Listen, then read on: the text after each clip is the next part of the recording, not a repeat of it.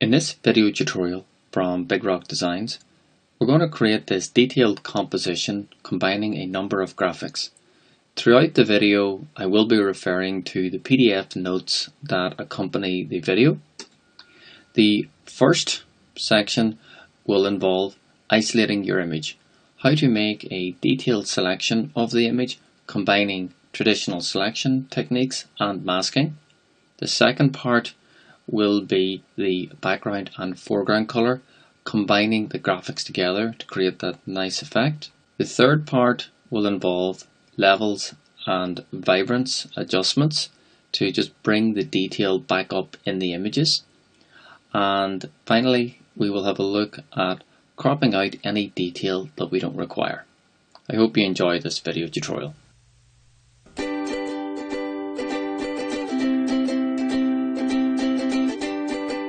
In the first part of the video, we're going to explore isolating your image. You're going to learn how to open your image in Adobe Bridge, something that we use constantly with all our artwork. We're going to show how to make a detailed selection, how to modify your selection using masking, how to edit your mask in the Properties panel, and how to fine-tune those hair selections using the rectangular marquee tool and brushes. With the main image opened, we're going to make a basic selection of the image using the normal lasso tool. You can use the polygonal lasso tool if you prefer. I find we get greater results with this just lasso tool. While you're making the selection, just ensure that you stay inside the object at all times. Try not to select any of the sort of background. So very simply, with the ordinary lasso tool, I'm just going to click and I'm going to work my way down around the image.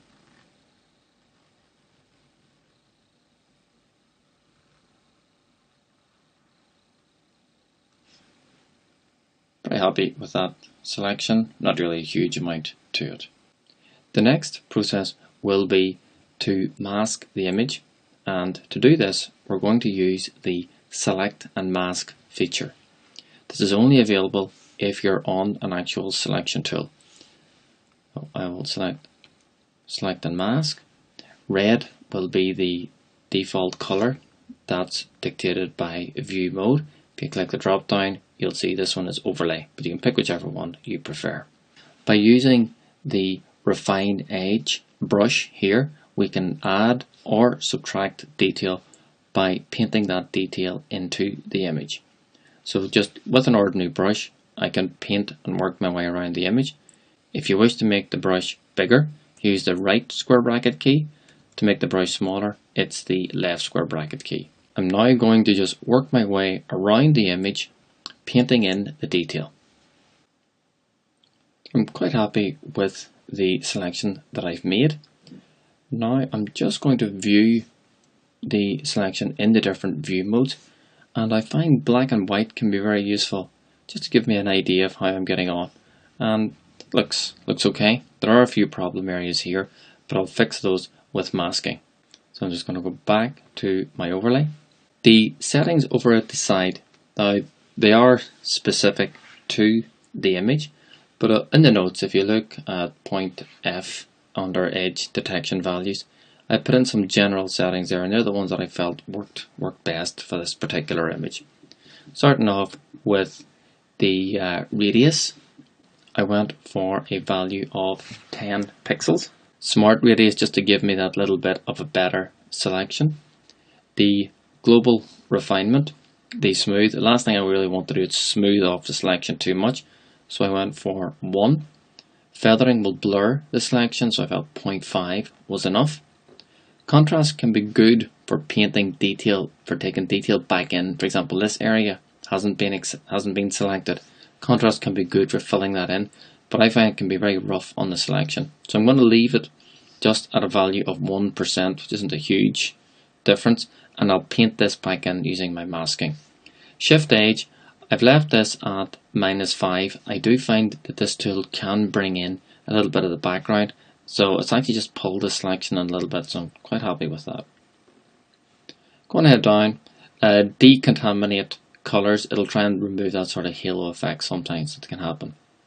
Output 2, if I use new layer with layer mask. This means that I can go back in and I can re-edit the image easily afterwards. So I've also selected remember settings, just another image comes in, I've got a starting point. By selecting OK, the image will be outputted. So I'm quite happy with what I've got there. This is a problem, okay, and this is a problem, but I'll paint that in using my masking. I'm now going to paint some detail back into the image. Anywhere here that's a very light color, or it's actually previewing almost right through to the background, is a problem. That information isn't selected.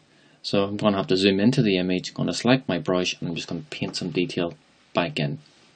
When we're using masking, the white color adds detail, whereas the black color removes, as you can see indicated by my mask. I'm going to select the brush. I've got the white color. The brush is quite small, so using my right square bracket key, I'm just going to make it a little bit bigger. And you'll see now if I paint on the image, you'll see the detail is coming back in. Only problem is that the closer I get to the edge, then I can start to bring in detail that I don't want. And for that, I tend to use the polygonal lasso tool just to restrict my selection. So I'm quite happy with what I have there. Problem areas tend to be maybe around here, where I'd like a cleaner line, but I just can't see my selection. So I'm going to hide my mask. Then with the mask hidden, it will allow me just to make a much cleaner selection.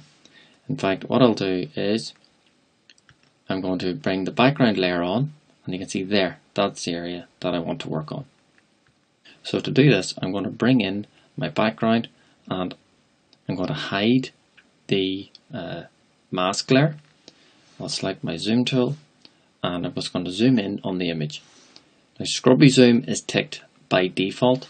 The scrubby zoom works by clicking and dragging to the right, which zooms in, click and drag to the left to zoom out. It's not a tool that I prefer to use. I prefer to untick scrubby zoom, and it's going to draw a box around the image. So this is the sort of area here that I want to get a bit much more finer selection. To achieve this, I'm going to go to the polygonal lasso tool. I'm going to make a nice detailed selection. The more time I spend on it, the better a job I'll do.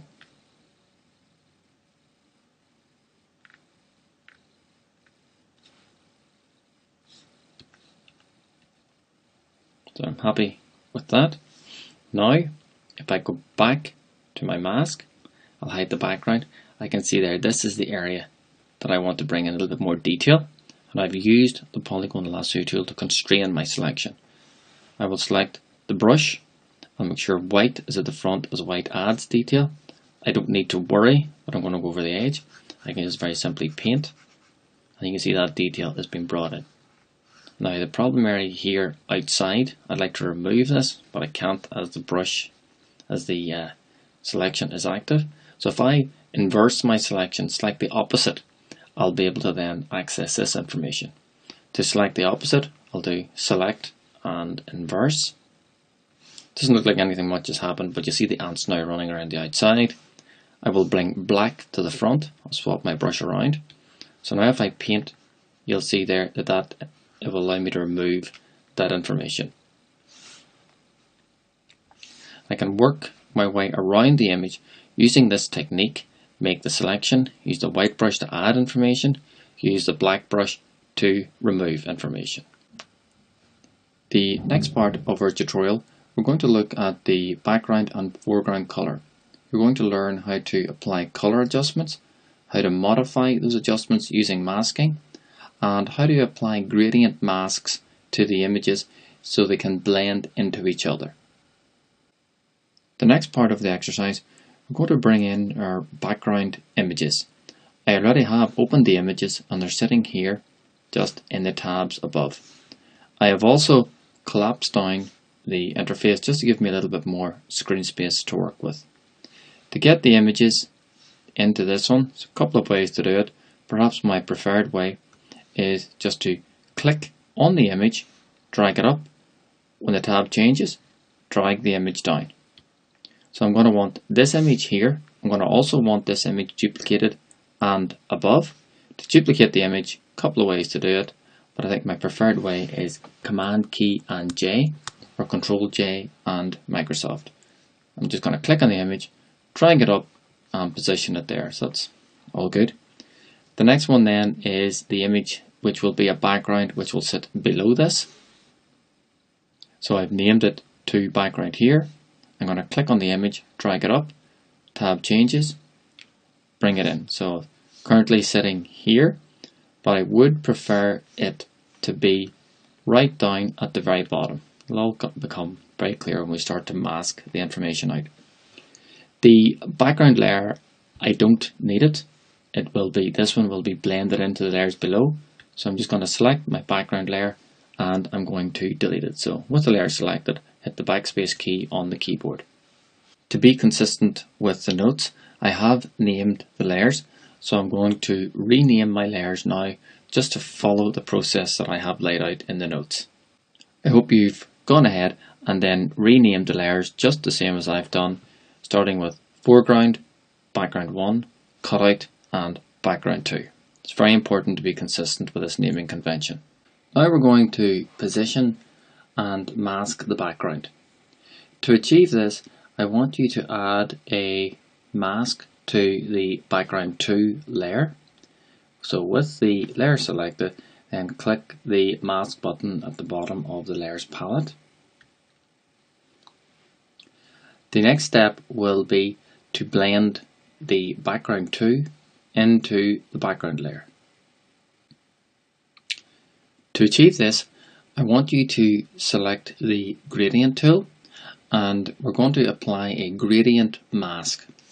So with the gradient tool selected here, I then have a color of black and white. Black will hide, white will reveal. So with the mask selected, it's very important that the mask is selected in this process. And as illustrated in the notes, I'm going to click somewhere around here.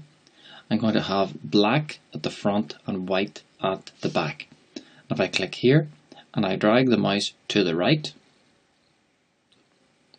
and the result will be the background 2 being blended into the background layer. I'll just hide the picture of the cutout so you can see the effect a little bit more clearly. I want to repeat the process and I want to blend the foreground layer into the cutout hair. So it's just going to be exactly the same process, but this time I'm going to click further into the image. So we will select the foreground layer. I'm going to add a mask to that layer. Make sure that black is at the front, white is behind. I'm just going to click somewhere around here. Again, I've detailed this in the notes. I'll click somewhere around here. I'll click and I'll drag. And you'll see that's very nicely blended that foreground image into the cutout. That's not in stone. You could try a few different variations of it, perhaps get a little bit more detail in, a little bit less detail. So you just experiment with that to get the effect that you like. In the third part of the tutorial, you're going to learn how to add and edit an adjustment layer, how to duplicate and how to delete an adjustment layer. To begin with, I want you to add the levels adjustment. Now I have hidden my adjustments layer just to give me a little bit more screen space to work with. So I'm going to 2 clicks on adjustments and I'm going to select my levels. Now levels works primarily with shadow detail. I have some numbers illustrated in the notes, but it's really up to your interpretation of the image. Something to bear in mind is that this slider relates to the darkest colors in the image, this slider relates to the lightest colors in the image, and this slider relates to sort of the mid-tones to balance the color. So I'm going to just make the image possibly, I know part of my image is getting hidden here, but I'm going to make the image possibly a little bit darker. I'm going to then bring that in, probably lighten the face a little bit, and I'm going to bring it right in just a little bit more like that. I'm going to go a little bit too much with the levels. And I'm going to hide that because what I want to achieve now is I want to ultimately paint out anywhere where I don't want the effect. So I'm going to select my mask. I'm going to select a brush. Now black hides.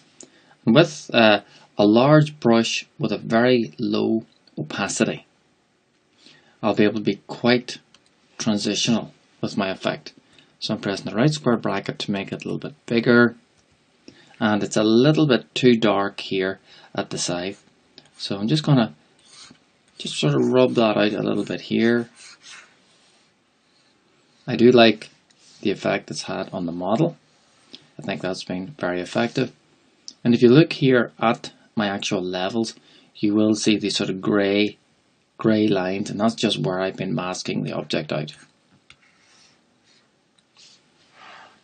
I'm going to repeat the process, and this time I'm going to add vibrance into the image. Now, what we find with levels, although it does emphasize the shadow detail, color can suffer.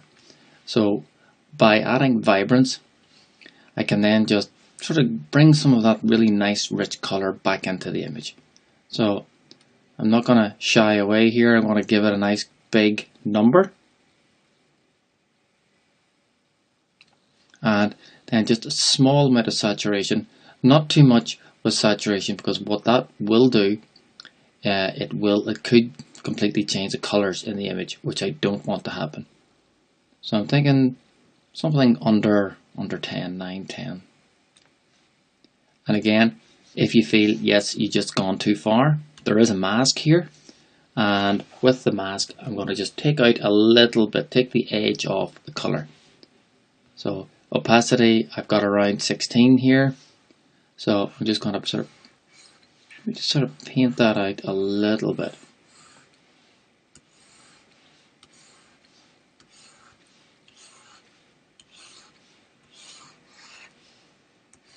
And just a wee bit too much in the face. And I think that's worked out quite nicely. Now, finally, I feel that the image is just sitting a little bit too much in the middle. I would like the image moved over a little bit more to the side. So I need to make sure I'm on the cutout layer. And I think it's probably easier just with that layer selected to use the arrow keys on the keyboard, just to nudge the entire thing over.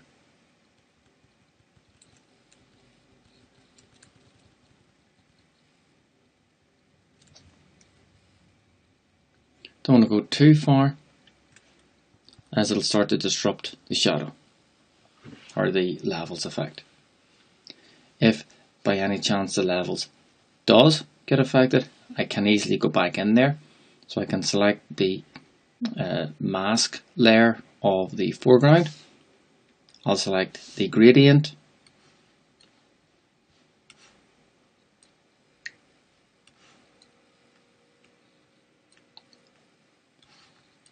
And just with a little bit of experimentation there. Yeah, I quite like that. I think that's worked out quite nicely. I hope you have enjoyed this video tutorial from Big Rock Designs. And you'll see there in our notes just our link to our Facebook, Instagram and Twitter pages. And we'd love it if you could post your completed artwork onto one of our social media channels. If you liked the video, we'd love it if you would subscribe to our channel. And if you can give it the thumbs up, brilliant. So thank you.